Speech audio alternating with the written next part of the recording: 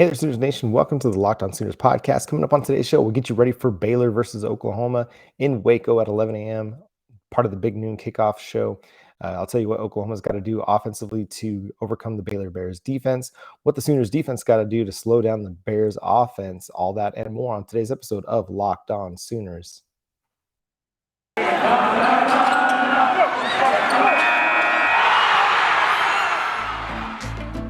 You are Locked On Sooners, your daily podcast on the Oklahoma Sooners, part of the Locked On Podcast Network, your team every day.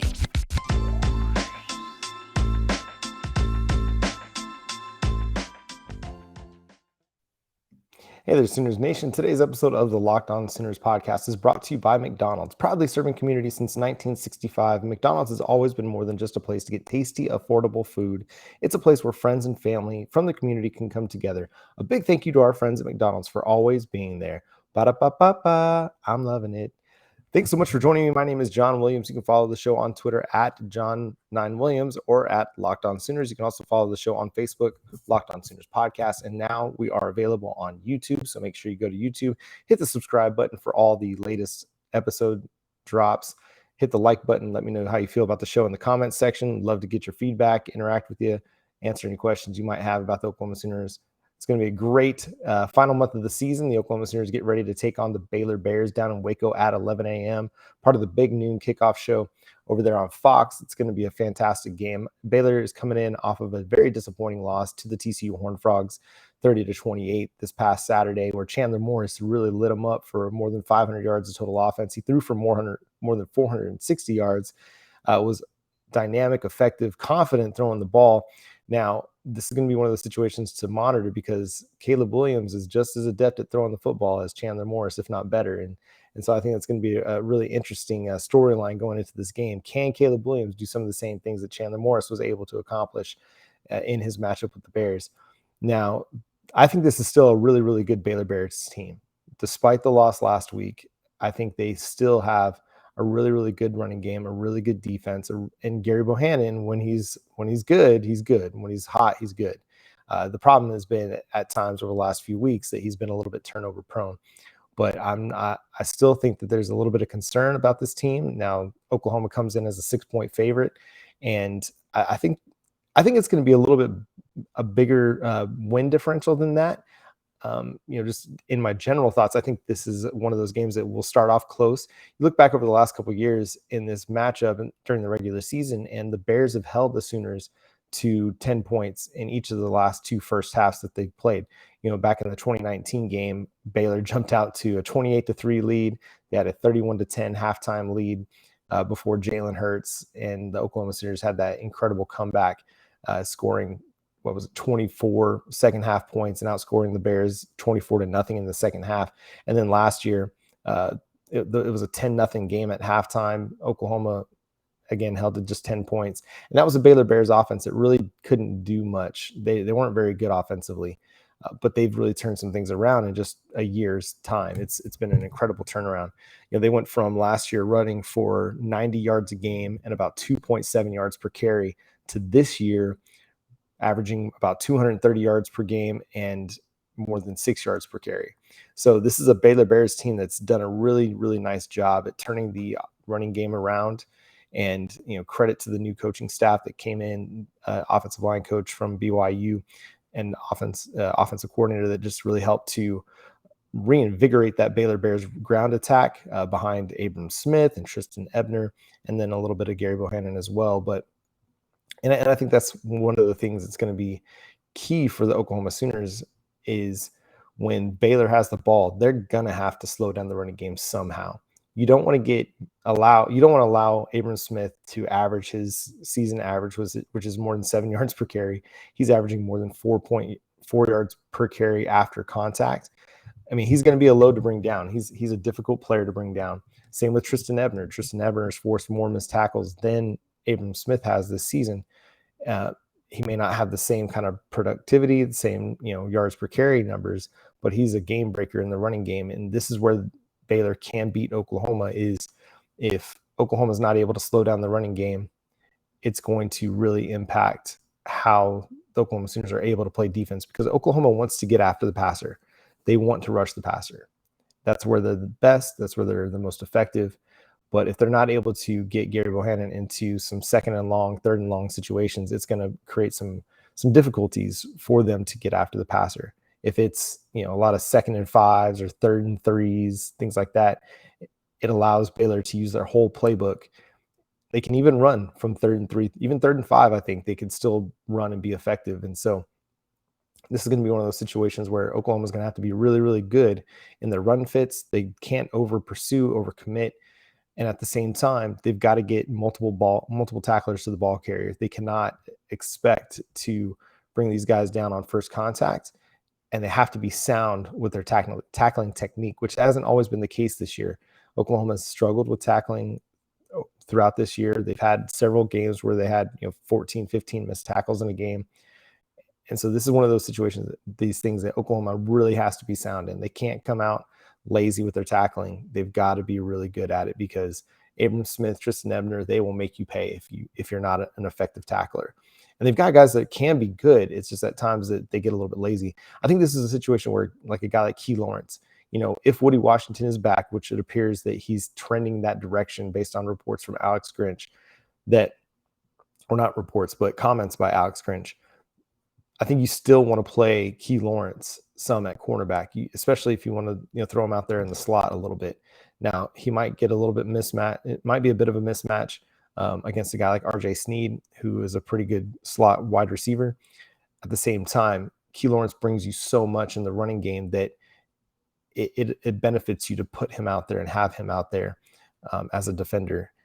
For even if Woody Washington's back for, say, 12 to 20 snaps, say they're just trying to ramp him up, get him ready to play, then you still want Key Lawrence out there on the field, because he makes your run defense that much better.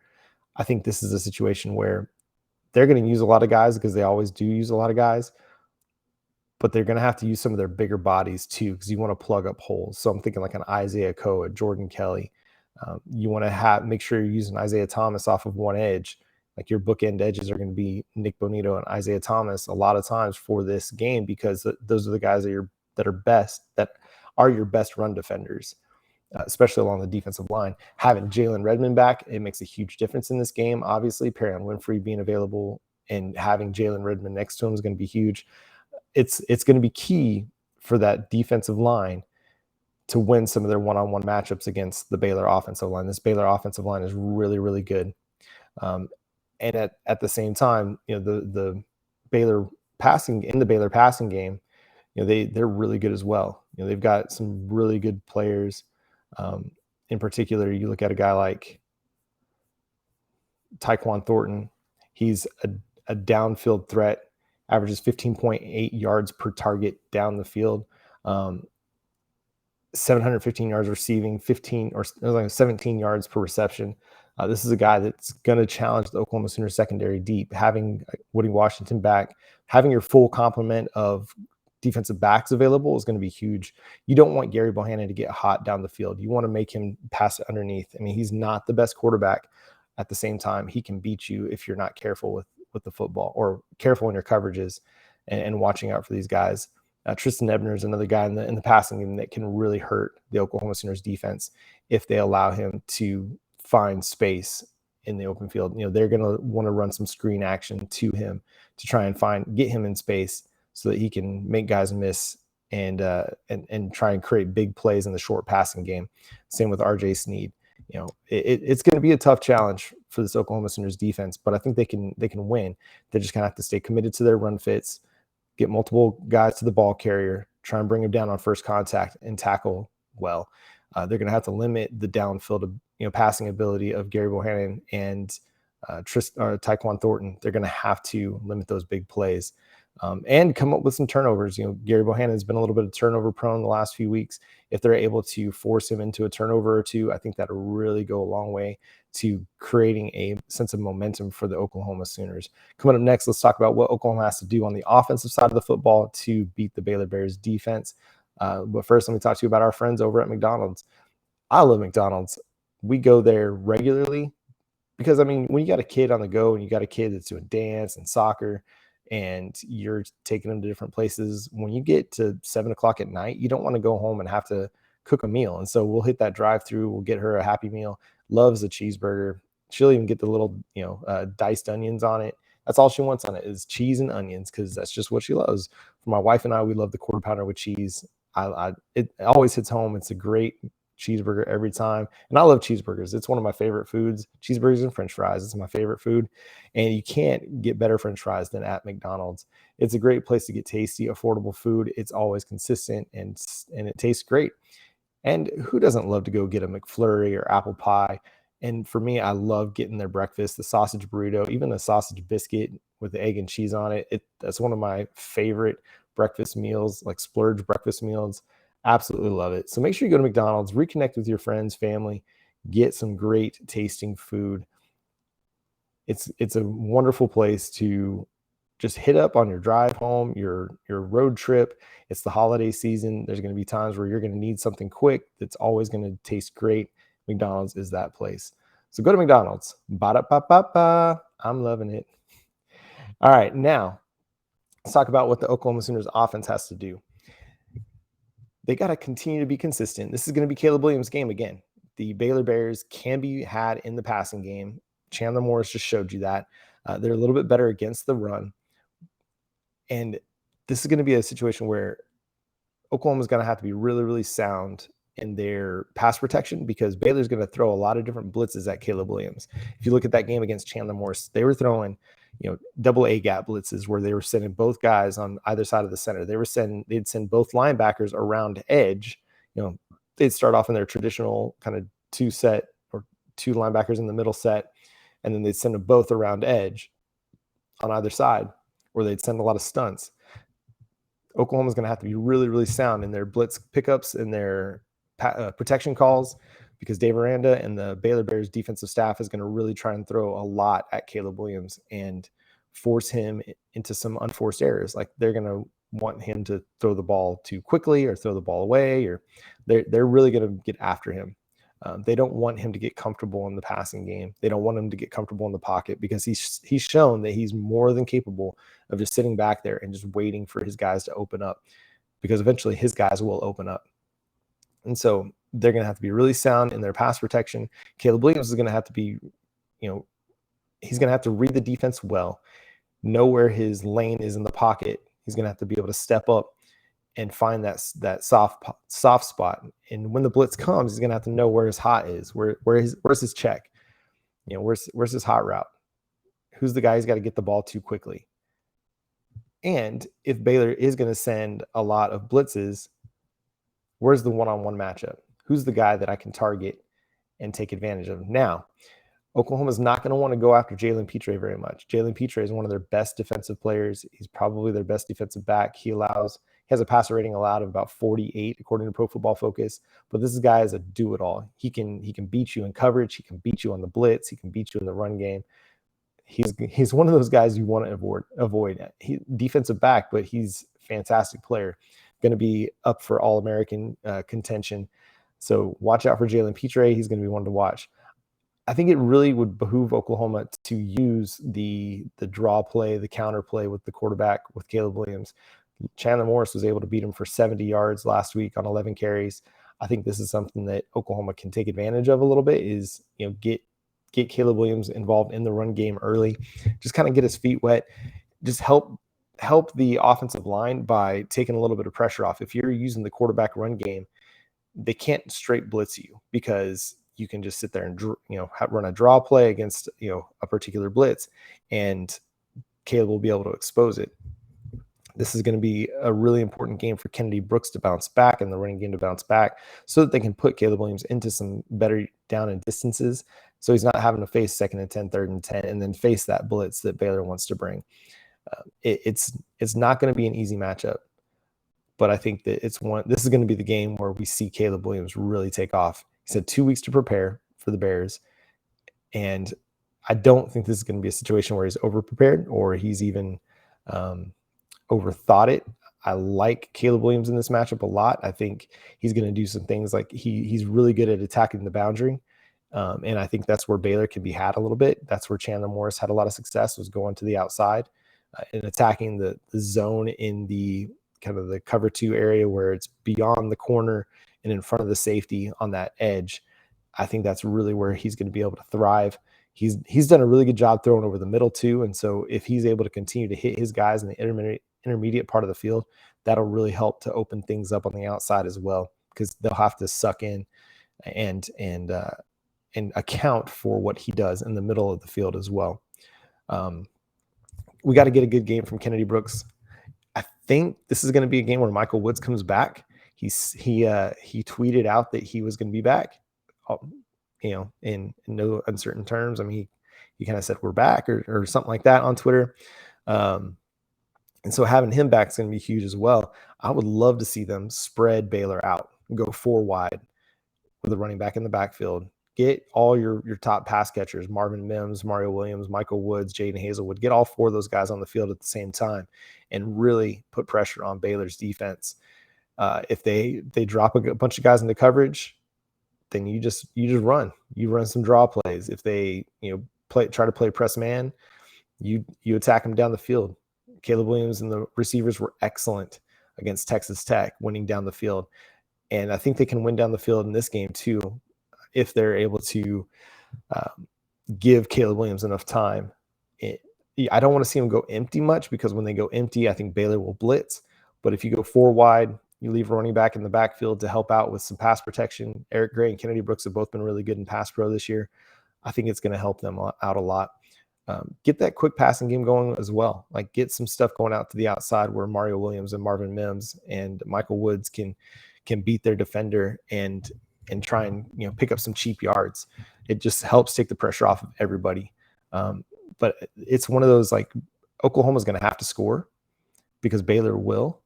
Baylor's probably one of the best offenses that they'll face this year, especially in the running game.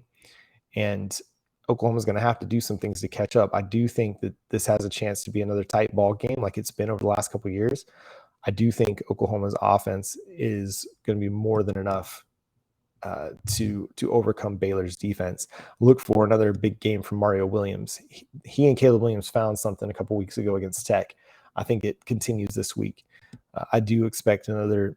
I think Jaden Hazelwood gets back on the touchdown board, because Oklahoma is not necessarily going to hit the big plays like they did as consistently in this matchup.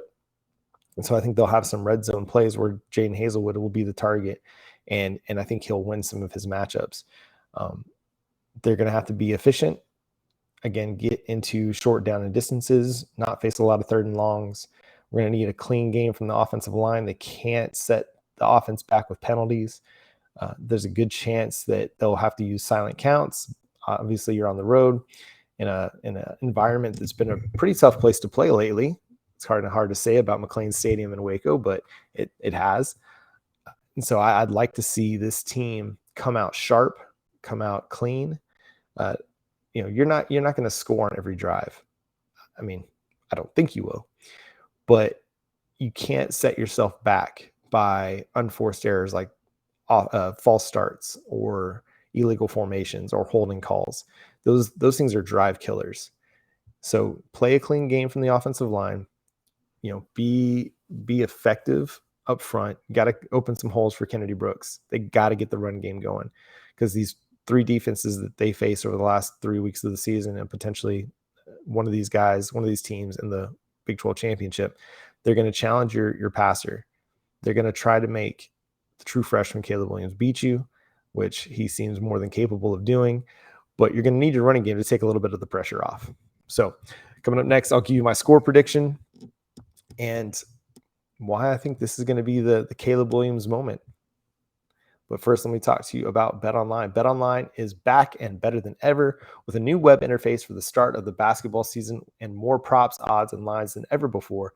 BetOnline remains your number one spot for all the basketball and football action this season. Head to the new updated desktop or mobile website to sign up today and receive your 50% welcome bonus on your first deposit.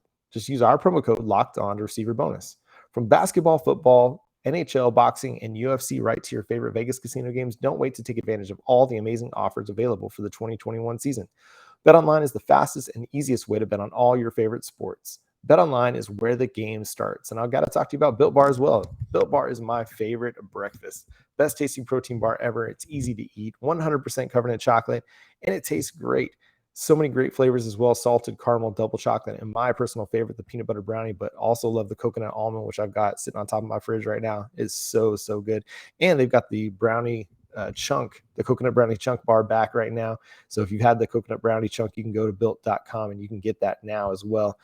Low calorie, low fat, low sugar, and high in protein, all the healthy benefits and so many flavors. So go to built.com, use promo code LOCKED15 to get 15% off your order over at built.com. All right, score prediction time. You can also find some of this rationale over on Sooners Wire as well, where me and my staff, Josh Helmer and Bryant Cruz, we've laid out our score predictions. Josh did a great piece on 5 reasons why Oklahoma might lose. And then Bryant countered that with 5 reasons Oklahoma will win. So make sure you go check that out at SoonersWire.com. And then you're going to have my tail of the tape up a little bit later today as well to get you all the statistics ready, all the stats you need to know for this game. Love stats. I'm a big stats guy. I collected baseball cards growing up as a kid.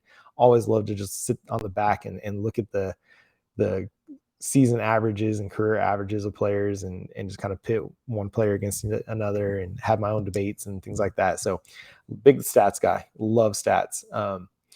And one stat that really stood out to me, and this is going to be really, really interesting, is Baylor's defense. There's a lot of guys on that defense who play a lot of snaps who've missed a lot of tackles. So we talked about Jalen Petre. So he misses a tackle on 13.8% of his tackle attempts. That's not good. Or Christian Morgan, who's played 522 snaps for this team. He has a missed tackle rate of 25.6.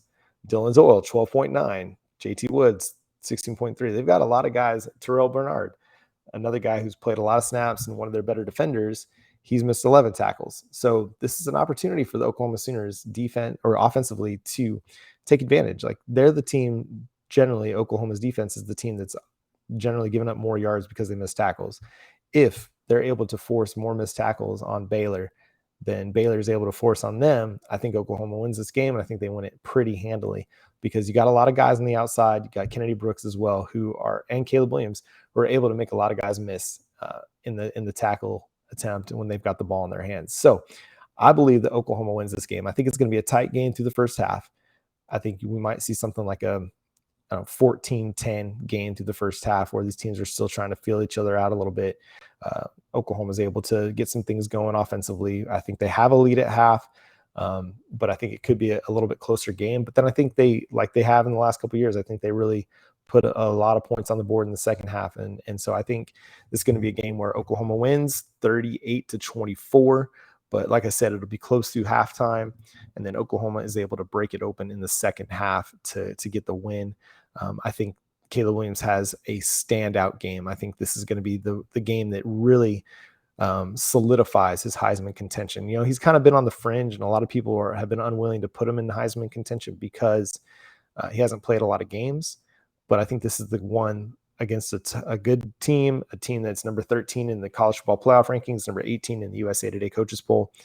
I think this is the game where Oklahoma solidifies itself as one of the top 4 teams in the country, and Caleb Williams solidifies himself as a Heisman contender. Now, obviously, he'll have to continue to do that against Iowa State and Oklahoma State, and then in the Big 12 championship. But this is the one that really kicks off his Heisman candidacy, because I think he goes out and has another fantastic game and has several moments that'll just blow away the college football world, because he's just been that guy. He's been someone who's provided some unreal moments already in just a few games as the starting quarterback for the Oklahoma Sooners. I think Kennedy Brooks does have a bounce back game. I think the running game is better this week. I won't say it's great, but I'll say it's better, where they're able to get 120, 125 yards rushing on the Baylor Bears defense. And then look for Mario Williams. Again, I said it in the last segment, look for Mario Williams to have another fantastic game. I think he's going to be a dynamic player for the Oklahoma Sooners this week. His speed and downfield ability is just going to be too much for the Bears.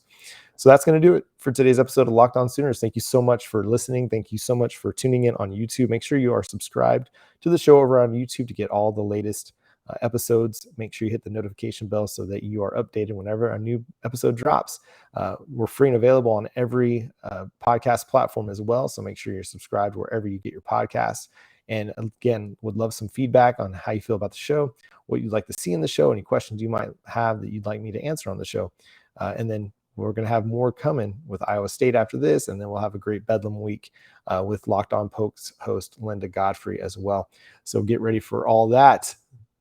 It's going to be a great weekend. I hope you have a fun weekend. Hopefully we got great, beautiful weather in the fall, but enjoy the game Saturday. We'll be back to talk about it afterwards. And on Monday, we'll have some recap as well. So until then, I'm John Williams. Boomer Sooner.